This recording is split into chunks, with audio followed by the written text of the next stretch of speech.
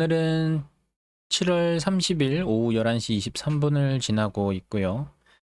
오늘도 역시나 비트코인 차트를 볼 건데, 제가 말씀드린 파동 기준 잡는 법, 그리고 기파갱피, 그걸 이용한 그런 방법들은, 박스권보다도 이제 추세가 이렇게, 아이고, 추세가 진행이 될 때, 그때 되게 잘 맞는 편이고, 박스권은 써도 되지만, 하나의 이제 파동 기준을 박스권 자체로 봐야 된다라는 거를 말씀드리면서 설명을 또 들어가겠습니다. 하지만 요거를 삭제를 하고 자 보시면은 제가 그 말씀드린 첫 번째 파동, 그러니까 처음 이제 첫 번째 조건이 하락을 유지를 해야 된다라고 말씀을 했잖아요. 그쵸? 이런 파동을 말씀을 드리는 거예요. 기준선을 넘지 못하고 그대로 쭉 내리꽂다가 기준선을 1대1 이상 돌파하는 것, 그게 이제 어떤 첫 신호탄이다라고 말씀을 드렸어요. 첫 신호탄이 될 수도 있다. 그랬을 때 그 파동을 기준으로 이제 그 기파갱피를 들어가는 거죠. 그랬을 때 그 파동이 바로 이렇게 갈 수도 있고 지금처럼 이런 박스권을 그리면서 갈 수도 있겠죠.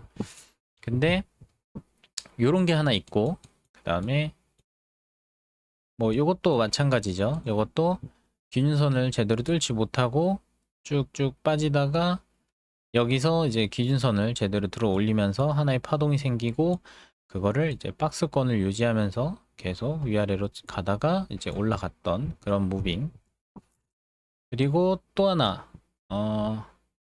요거를 이제 좀 구분을 해야 되는데, 이거는 박스권이죠. 박스권이죠. 그쵸? 그러다가 밑으로 살짝 빠졌어요. 그쵸? 그리고 올라왔다가 다시 내려 꽂았는데 요거는 자, 박스권을 하나의 어떤 파동 기준으로 봐야 된다라고 말씀을 드렸잖아요. 그렇다는 거는 일단 여기서 저점이 나왔고, 그쵸? 그러니까 요 해당 라인 요 부분이 이제 저점이 되겠죠. 그리고 나서 뚫어서 여기가 저점이 하나 생겼죠.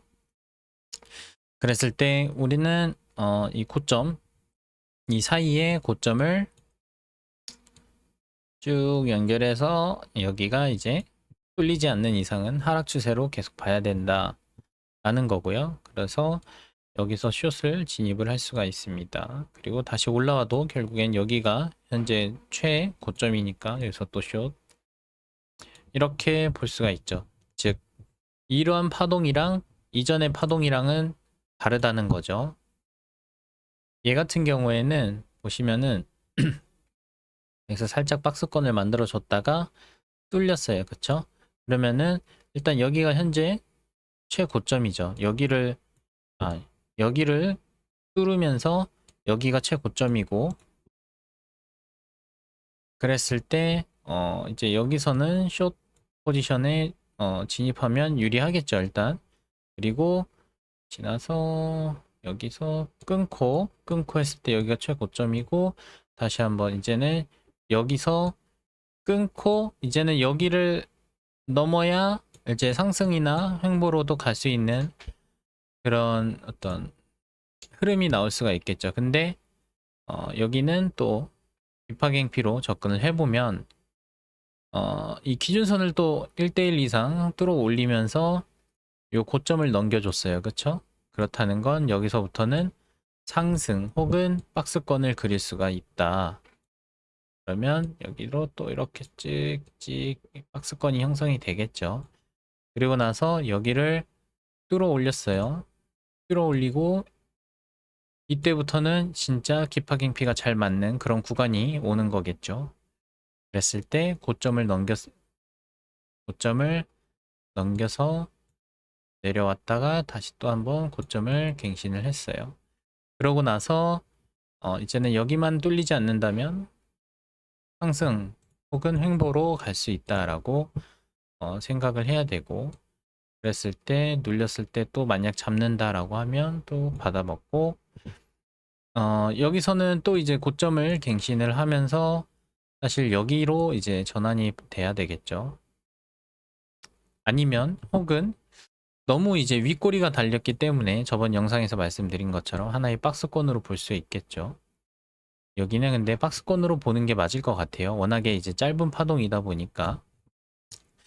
그랬을 때 어쨌든 이 고점을 넘기지 않는 이상은 하락 추세로 전환이 될 수 있겠죠. 그걸 언제 알 수 있느냐? 여기서 뚫렸을 때.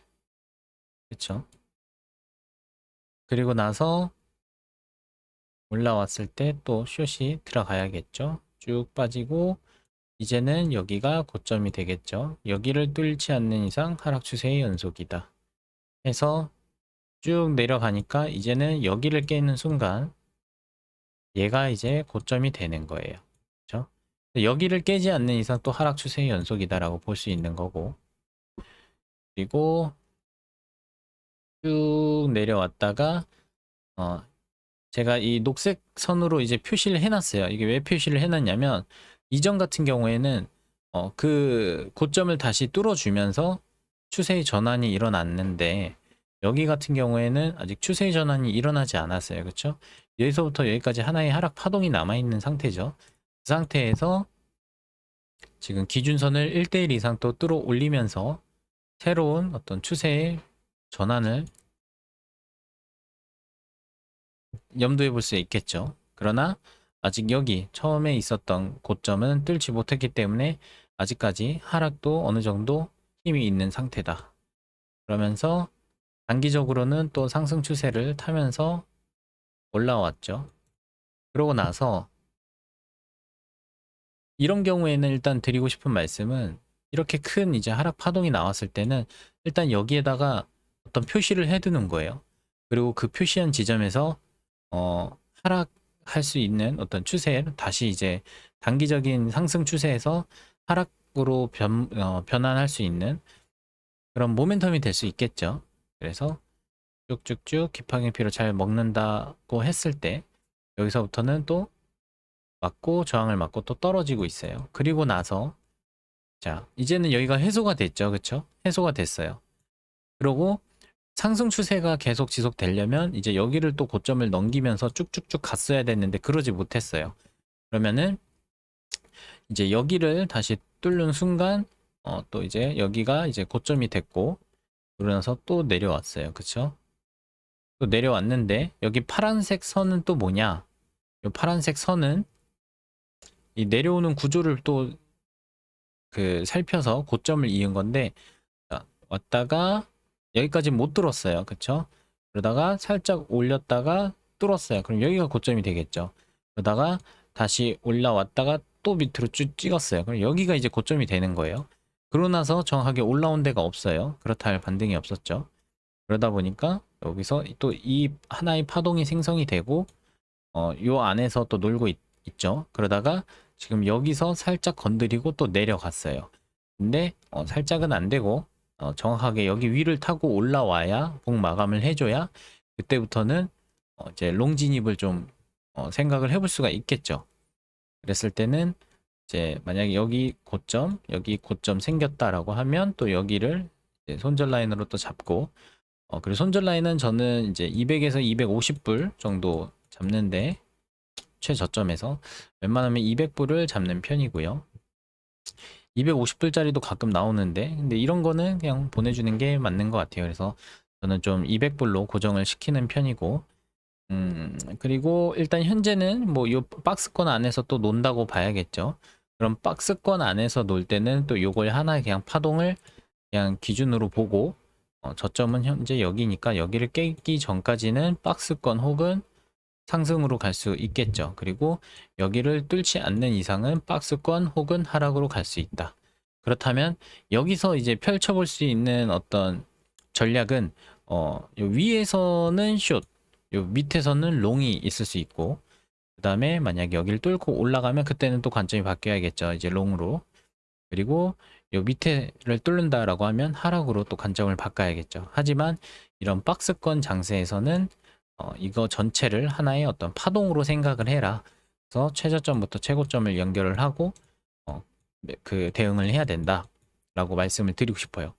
그리고 다시 한번 좀 복습을 하자면 자, 첫 번째 일단은 기파갱피 첫 번째 조건은 쭉 하락하던 하락하는 어떤 파동이 있어야 되고 그 파동 속에서 이제 기준선을 1대1 이상 넘는 그런 매수세가 들어와야 되고 그렇게 했을 때 이제 박스권 혹은 상승으로 이어가겠다라고 예상을 해야 되고 그때부터는 밑에서 롱을 치면 되는 그런 조건이 완성이 되고 그다음에 여기서 이제 세부적으로 봤을 때 이제 하락 추세 속이었으니까 그 위에 고점들이 계속 갱신이 되면서 반등 속 고점이 계속 갱신이 되면서 내려왔을 거예요. 그쵸? 그랬을 때 거기를 터치를 해주느냐 안 해주느냐 그거에 따라서 또 달라지겠죠. 거기를 정확하게 뚫어주고 거기서 이제 복 마감을 하면서 어떤 이어가는 흐름을 그 위에서 이어가는 흐름을 나온다면 그거는 확실하게 상승 입장에서만 이제 살펴봐야 되는 거고 그 전까지는 일단은 단기적으로만 상승 추세 혹은 박스권을 이제 예상을 해야 되고 그 부근에 만약에 나중에 도달했을 때는 어느 정도 하방 압력을 예상도 해야 된다. 그리고 여기도 마찬가지 쭉 떨어지는 파동 속에서 1대1 이상 들어 올렸을 때 그때부터는 이제 롱 포지션 혹은 박스권을 예상을 해야 되고 그리고 지금 이거 같은 경우에는 이전과는 다르게 이 전고점을 돌파를 해줬어요. 여기서는 전고점을 돌파를 못 해줬었죠.